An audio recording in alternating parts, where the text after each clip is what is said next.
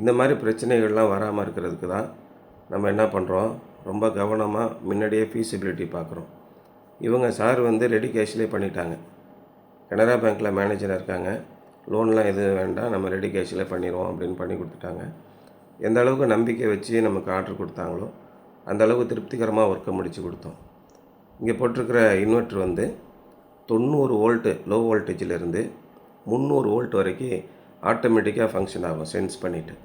நிறைய இடங்களில் இன்வெர்ட்ரு பெரிய தலைவலி. 180 வோல்ட்டுக்கு கீழே போயிடுச்சு அப்படின்னா இன்வெர்ட்ரு ட்ரிப் ஆகிடும். நம்ம வீட்டில் கரண்ட் இருக்கும், லோ வோல்டேஜ் இருக்கும், 180 170 இந்த மாதிரி வரும். ஒரு சில இடங்கள்லாம் பவர் சர்ப்ளஸ்ஸு நிறைய பேர் யூஸ் பண்ணாமல் விட்டுறாங்க, லோடு மட்டும் எடுத்து வச்சிடுறாங்க. இந்த வீட்டுக்கு லோடு வாங்கும்போது எலக்ட்ரிக்கல் கால்குலேஷன் போடும்போது கண்ணாபின்னான்னு வாங்குறது. அந்த ரூமில் ஒரு ஏசி, இந்த ரூமில் ஒரு ஏசி, அங்கே போடுங்க அப்படின்னு சொல்லிட்டு ஒரு வீட்டுக்கு 3 கிலோவாட் லோடு தேவைன்னா 10 கிலோவாட்டுக்கு லோடு இழுத்து வைக்கிறது. ஏன் அப்படின்னு கேட்டிங்கன்னா, இப்போ கமர்ஷியல்லலாம் நீங்கள் சாங்ஷன்டு லோடு வாங்கும்போது அதிகமாக கிலோவாட் வாங்கினீங்கன்னா ஒரு கிலோவாட்டுக்கு 200 நீங்கள் சார்ஜ் கட்டணும். வீட்டுக்கு அந்த சார்ஜ் இல்லாதனால எலக்ட்ரிக்கல் கால்குலேஷன் போடும்போது 3 கிலோவாட் தேவையான இடத்துல 10 கிலோவாட் இழுத்து வச்சிடுறாங்க. 10 கிலோவாட் 100 வீடுக்கு தேவைப்படும் போது 1000 கிலோவாட் அப்படின்னு டிரான்ஸ்ஃபார்மரை வச்சுருவாங்க.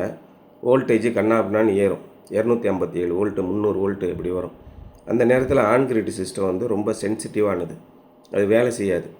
அப்போ 257 வோல்ட்டுக்கு மேலே போச்சுன்னா ட்ரிப் ஆகிடும். அதேமாதிரி 180 வோல்ட்டுக்கு கீழே போச்சுன்னா ட்ரிப் ஆகிடும். இங்கே போட்டிருக்கிற இந்த இன்வெர்ட்ரு அந்த மாதிரி எது நடந்தாலும் கண்டினியூஸாக ஒர்க் ஆகிட்டுருக்கும். 270 வோல்ட் வரைக்கும் ஒர்க் ஆகும். லோ வோல்டேஜ் 90 வோல்ட் வரைக்கும் ஒர்க் ஆகும். அதுக்கு மேலே சில இடங்களில் வந்தால் கூட நம்ம மேனுவலாக அட்ஜஸ்ட் பண்ணலாம். அந்த மாதிரி ஒரு இன்வெர்ட்ரு கொடுத்துருக்கோம். அதே மாதிரி 10 வருஷம் ஆன்சைட் வாரண்ட்டி. நிறைய பேர் ஒரு பர்டிகுலர் பிராண்டை பிடிச்சிக்கிட்டு எனக்கு இந்த பிராண்டு தான் வேணும் அப்படின்னு கேட்டுக்கிட்டுருக்காங்க. தயவுசெய்து அந்த மாதிரி போகாதீங்க, பிரச்சனை தான். டெக்னிக்கல் ஒவ்வொரு மாதமும் ஒவ்வொரு வருஷமும் மாறிக்கிட்டே இருக்குது. லேட்டஸ்ட்டு அப்டேட்ஸ் இருக்குது. 5 வருஷம் 4 வருஷம் 3 வருஷம் வேரண்ட்டி கொடுத்துட்டு இன்வெர்ட்ரு விற்றுக்கிட்டு இருந்தாங்க. லேட்டஸ்ட்டாக வந்திருக்கக்கூடிய இன்வெர்ட்டர் கம்பெனியெல்லாம் 10 வருஷம் ஆன்சைட் வேரண்ட்டி கொடுக்குறாங்க. அந்தளவுக்கு ஸ்டெரிட்டியான ப்ராடக்ட் வருது. அட்வான்டேஜ் இப்போ இந்த இன்வெர்ட்டர்லாம் பார்த்தீங்கன்னா வைஃபை கனெக்ஷன் இல்லைன்னா கூட ப்ளூடூத்தில் கனெக்ட் பண்ணி எவ்வளோ ப்ரொடக்ஷன் ஆகுதுன்னு பார்க்கலாம். இல்லை ஜிபிஎஸ் இருந்தால் கூட நீங்கள் பார்க்கலாம், சிம் கார்டு போட்டு பார்த்துக்கலாம். அந்த மாதிரி அதே மாதிரி ஒரே டிஸ்பிளேலேயே எல்லா விதமான இன்ஃபர்மேஷனை நீங்கள் எடுக்கலாம். லோ வோல்டேஜ் பிரச்சனை இல்லை, ஹை வோல்டேஜும் பிரச்சனை இல்லை.